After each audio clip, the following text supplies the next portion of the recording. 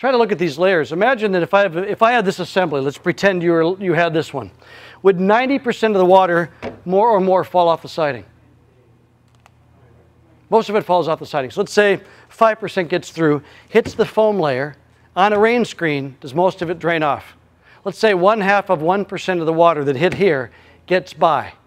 Now when it gets by past the foam, it hits the Tyvek. Will it probably drain on the Tyvek and remove the building? What are the chances that this will never get wet?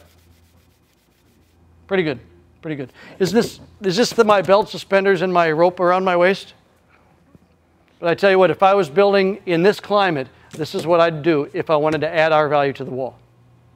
If I was just going to say I'm not putting foam on the building, just sheathing and house wrap, home wrap, not ribbed, and putting the battens on there would be fine. But this is really to help protect the fact that I believe laying the foam tight against the wall needs some drainage. If you come up here afterwards, push that foam against there and look at the draining channels. They exist versus laying it tight. These guys will take a piece of plexiglass and they'll actually take a gasketed washer. They'll put the Tyvek between it or any other building house wrapper product, put it between that product, and it's got a little fluted top on it of plastic. They'll pour water in the top channel and the water stays there. They color it blue. Then if they put it between there and still crank the rubberized gaskets down, it still runs through there. So I'm like, that's what I want to do, is get rid of the water. I want the liquid water out of here.